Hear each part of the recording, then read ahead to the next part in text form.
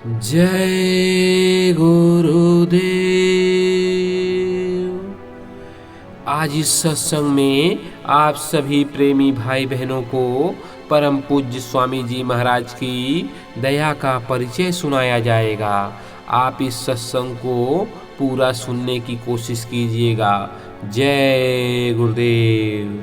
मेरे जीवन के प्रारंभिक दिनों की एक घटना है। नामदान मिलने के कुछ महीनों के बाद जय गुरुदेव नाम परमात्मा का जगाया हुआ नाम मानकर और हर मुसीबत में रक्षा होती है, इन्हीं सूत्र वाक्यों का प्रयोग करते हुए एक प्रकार से परीक्षा लेकर आजमाने का दौर चल रहा था। कुछ साधारण चीज़ों में सटीक इम्तिहान से विश्वास में बढ़ोतरी होती जा रही थी और भक्ति के संस्कार भी जगने लगे थे। एक दिन पशुओं को चराने के काम से बाग में ले गया था। आम का समय था। बगीचे में आम खूब फले थे और पके भी थे। पके रसीले आमों को तोड़ने का शौक भी अजीब होता है। वह भी एक प्रकार का मानसिक नशा है।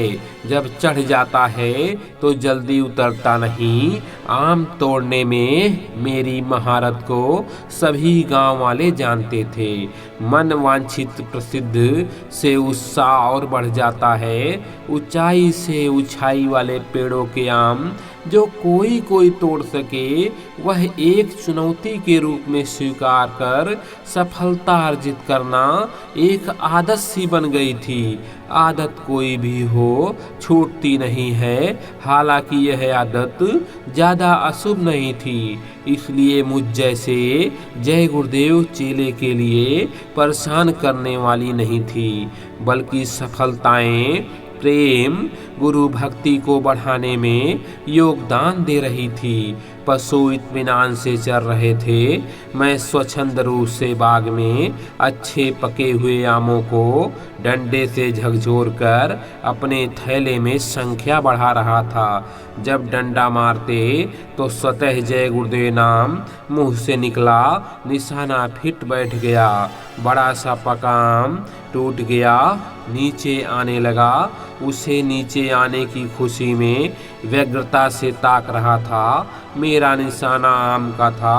पत्तियों के बीच से गिरते हुए डंडे का ध्यान न रहा। आम नीचे जमीन पर आज पाता, इससे पहले डंडा मेरे को निशाना बनाकर आ गया। डंडा अरहर का था। काटने की तेज नुकीली धार थी। मेरे माथे में बीचों बीच आकर आँख के ठीक ऊपर टकराया और नुकीला हिस्सा माथे में घुस गया। मेरा मस्तिष्क भन्ना गया। ऐसा लगा कि मेरी खोपड़ी खत्म हो गई। आँख भी चली गई। तेज धार से खून के छींटे निकलने लगे। मेरे पास उस समय एक गमछा था। उसी से दबाकर अपनी पीड़ा को पीते हुए डर के मारे सन्न हो गया। मेरे पास और कोई नहीं था। किसी को बुलाने की क्षमता भी नहीं थी। गस खाकर गिर गया।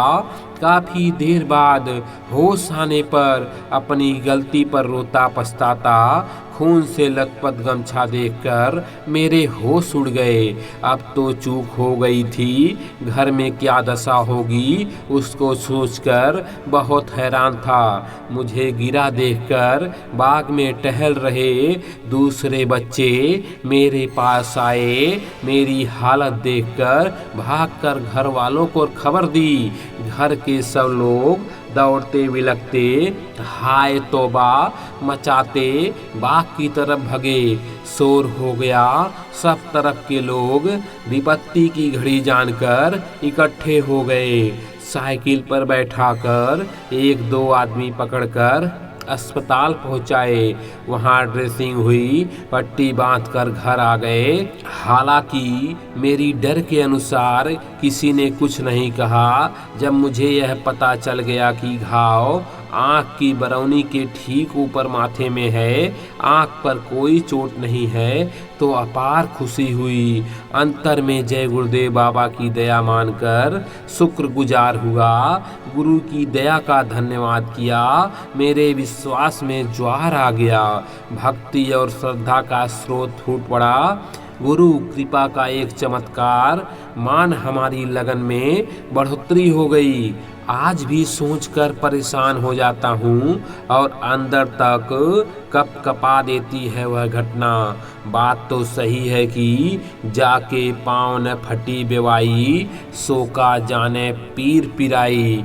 मेरा दर्द, मेरी पीड़ा, मेरी ग्लानि, मेरी मनोदशा, मेरा भय मुझे पता है, लेकिन गुरु कृपा की सबसे बड़ी देन यही रही कि गुरु महाराज ने मेरी आँख फूटने से बचा ली। अकेले ही गुनगुनाता रहता हूँ, बहुत ही रहम दिल हैं रहबर हमारे, हैं रखवारे जीवों के। जय गुरुदेव प्यारे, जय गुरुदेव।